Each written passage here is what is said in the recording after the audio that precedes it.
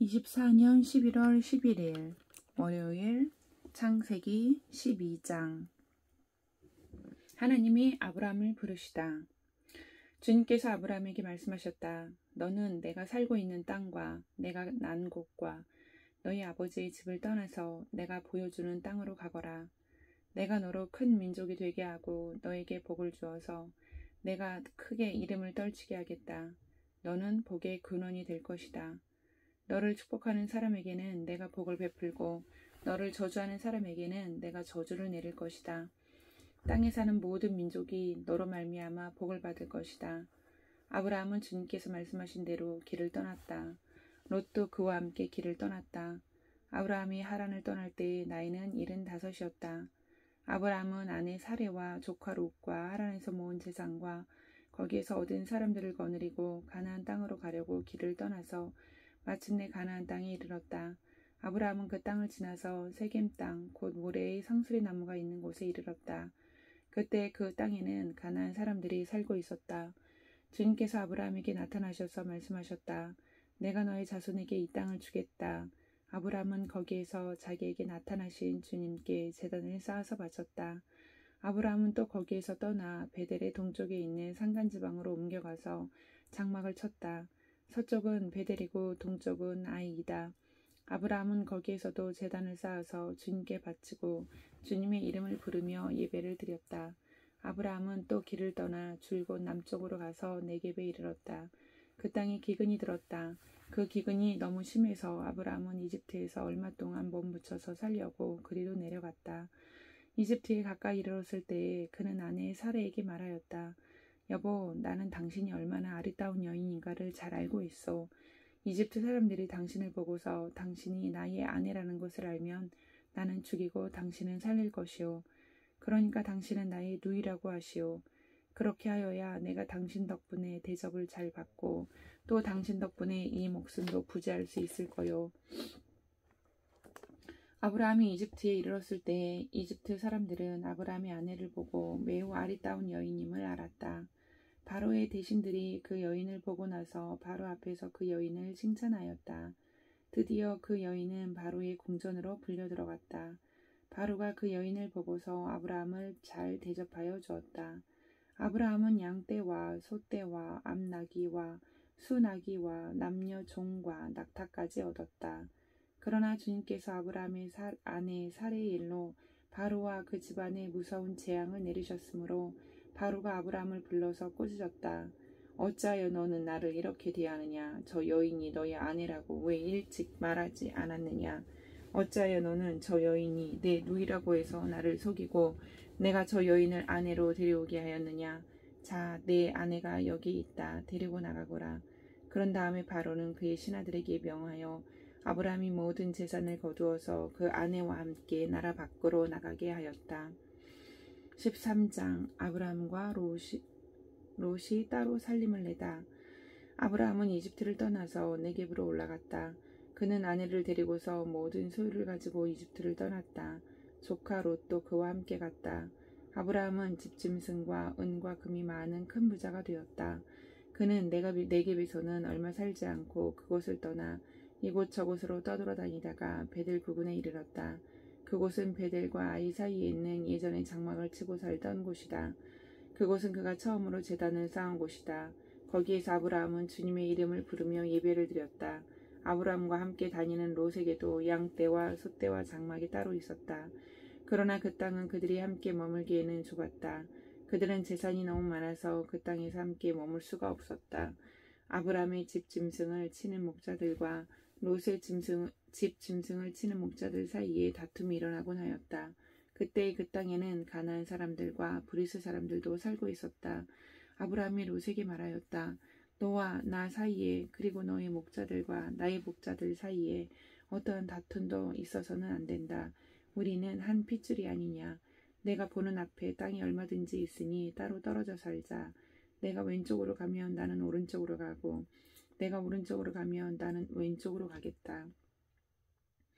롯이 멀리 바라보니 요단 온 들판이 소알에 이르기까지 물이 넉넉한 것이 마치 주님의 동산과도 같고 이집트 땅과도 같았다.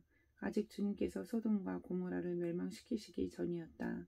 롯은 요단에 온 들판을 가지기로 하고 동쪽으로 떠났다. 이렇게 해서 두 사람은 따로 떨어져서 살게 되었다.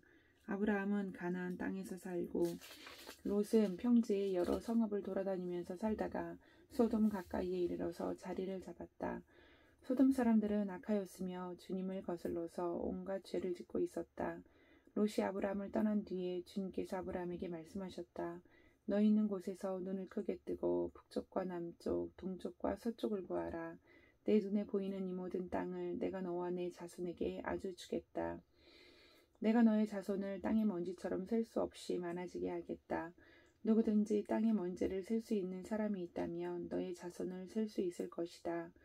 내가 이 땅을 너에게 주니 너는 가서 길이로도 걸어보고 너비로도 걸어보아라. 아브라함은 장막을 거두어서 헤브론의 마물에 고 상수리 나무들이 있는 곳으로 가서 거기에서 살았다. 거기에서도 그는 주님께 제단을 쌓아서 바쳤다. 14장 아브라함이 롯을 구하다. 시날 왕 아므 라벨과 엘라살 왕 아리욱과 엘람 왕 그돌라오멜과 고임 왕 디달의 시대에 이 왕들이 소돔 왕 베라와 고모라 왕 비르사와 아드마 왕 시납과 스보임 왕 세메벨과 벨라 왕 곧 소알 왕과 싸웠다. 이 다섯 왕은 군대를 이끌고 시딤 벌판 곧 지금의 소금 바다에 모였다. 지난날에 이 왕들은 12년 동안이나 그돌라오멜을 섬기다가 13년째 되는 해에 반란을 일으켰던 것이다. 14년째 되는 해에는 그돌라오멜이 자기와 동맹을 맺은 왕들을 데리고 일어나서 아스트롯 가르나임에서는 느바 사람을 치고 함에서는 수수 사람을 치고 사외 기리아 다임에서는 렘 사람을 치고 세일 산간지방에서는 호리 사람을 쳐서 광야 북은 엘바란까지 이르렀다. 그리고는 쳐들어온 왕들은 방향을 바꿔서 엠미스밭 곧 가데스로 가서 아멜렉 족에 온 들판과 하사손 다말에 사는 아모리 족까지 쳤다. 그래서 소돔 왕과 고모라 왕과 아드마 왕과 스보임 왕과 벨라 왕 곧 소알 왕이 시딤 벌판으로 출전하여 쳐들어온 왕들과 맞서서 싸웠다. 이 다섯 왕은 엘람 왕 그돌라오멜과 고임 왕 디달과 시날 왕 아브라멜과 엘라살 왕 아리오 이 네 왕을 맞아서 싸웠다. 시딤 벌판은 온통 역청 수렁으로 가득 찼는데 소돔 왕과 고모라 왕이 달아날 때에 그들의 군인들 가운데서 일부는 그런 수렁에 빠지고 나머지는 산간지방으로 달아났다. 그래서 쳐들어온 네 왕은 소돔과 고모라에 있는 모든 재물과 먹거리를 빼앗았다. 아브라함의 조카 롯도 소돔에 살고 있었는데 그들은 롯까지 사로잡아가고 그의 재산까지 빼앗았다. 거기에서 도망쳐 나온 사람 하나가 히브리 사람 아브람에게 와서 이 사실을 알렸다. 그때 아브람은 아모리 사람 마므레의 땅 상수리 나무들이 있는 곳에서 살고 있었다. 마므레는 에스골과는 형제 사이이고 아넬과도 형제 사이이다. 이들은 아브람과 동맹을 맺은 사람들이다. 아브람은 자기 조카가 사로잡혀 갔다는 말을 듣고 집에서 나와 훈련시킨 사병 318명을 데리고 단까지 쫓아갔다. 그날 밤에 그는 자기의 사병들을 몇 패로 나누어서 공격하게 하였다. 그는 적들을 쳐부수고 다마스쿠스 북쪽 호바까지 뒤쫓았다. 그는 모든 재물을 되찾고 그의 조카 롯과 롯의 재산도 되찾았으며 부녀자들과 다른 사람들까지 되찾았다. 아브라함이 그돌라오멜과 그와 동맹을 맺은 왕들을 쳐부수고 돌아온 뒤에 소돔 왕이 아브라함을 맞아서 사회 벌판 곧 왕의 벌판으로 나왔다. 그때 살렘 왕 멜기세덱은 빵과 포도주를 가지고 나왔다. 그는 가장 높으신 하나님의 제사장이다. 그는 아브라함에게 복을 빌어주었다. 천지의 주제 가장 높으신 하나님 아브라함에게 복을 내려주십시오. 아브라함은 들으십시오. 그대는 원수들을 그대의 손에 넘겨주신 가장 높으신 하나님을 찬양하시오. 아브라함은 가지고 있는 모든 것에서 열의 하나를 멜기세덱에게 주었다. 소돔 왕이 아브라함에게 말하였다. 사람들은 나에게 돌려주시고 물건은 그대가 가지시오. 아브라함이 소돔 왕에게 말하였다. 하늘과 땅을 지으신 가장 높으신 주 하나님께 나의 손을 들어서 맹세합니다. 그대의 것은 실 오라기 하나나 신발끈 하나라도 가지지 않겠습니다. 그러므로 그대는 그대 덕분에 아브라함이 부자가 되었다고는 절대로 말할 수 없을 것입니다. 나는 아무것도 가지지 않겠습니다. 다만 젊은이들이 먹은 것과 나와 함께 싸우러 나간 사람들, 곧 아넬과 에스골과 마므레에게로 돌아갈 목마는 따로 내놓아서 그들이 저마다 제 몫을 가질 수 있게 하시기 바랍니다. 15장 하나님이 아브라함과 언약을 맺으시다. 이런 일들이 일어난 뒤에 주님께서 환상 가운데 아브라함에게 말씀하셨다. 아브라함아 두려워하지 말아라. 나는 너의 방패다. 내가 받을 보상이 매우 크다. 아브라함이 여쭈었다. 주 나의 하나님, 주님께서는 저에게 무엇을 주시렵니까? 저에게는 자식이 아직 없습니다. 저의 재산을 상속받을 자식이라고는 다마스쿠스 녀석 엘리에셀 뿐입니다. 주님께서 저에게 자식을 주지 않으셨으니 이제 저의 집에 있는 이 종이 저의 상속자가 될 것입니다. 아브라함이 이렇게 말씀드리니 주님께서 그에게 말씀하셨다. 그 아이는 너의 상속자가 아니다.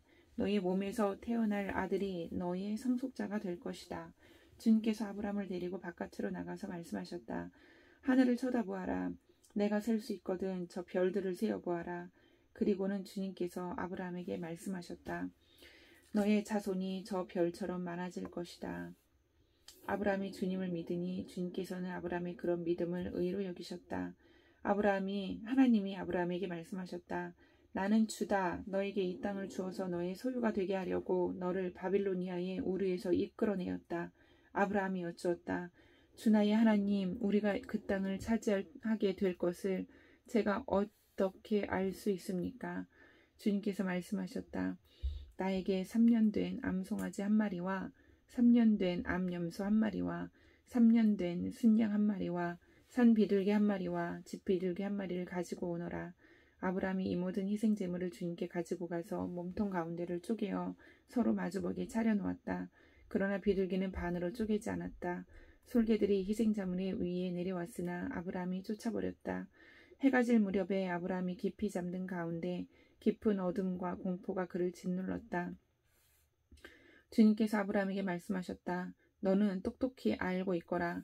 너의 자손이 다른 나라에서 나그네 살이를 하다가 마침내 종이 되어서 400년 동안 괴로움을 받을 것이다.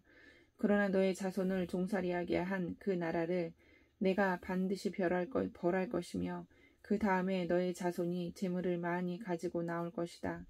그러나 너는 오래오래 살다가 고이 잠들어 묻힐 것이다. 너의 자손은 4대째가 되어서야 이 땅으로 돌아올 것이다. 아모리 사람들의 죄가 아직 벌을 받을 만큼 이르지는 않았기 때문이다. 해가 지고 어둠이 짙게 깔리니 연기나는 화덕과 타오르는 횃불이 갑자기 나타나서 쪼개놓은 희생자물 사이로 지나갔다. 바로 그날 주님께서 아브라함과 언약을 세우시고 말씀하셨다. 내가 이 땅을 이집트 강에서 큰 강 유프라테스까지 이르기까지를 너의 자손에게 준다. 이 땅은 겐 사람과 그니스 사람과 감문 사람과 헷 사람과 브리스 사람과 르바 사람과 아모리 사람과 가나안 사람과 기르가스 사람과 여부스 사람의 땅을 다 포함한다. 16장 하갈과 이스마엘. 아브라함의 아내 사레는 아이를 낳지 못하였다. 그에게는 하갈이라고 하는 이집트 사람 여종이 있었다. 사레가 아브라함에게 말하였다.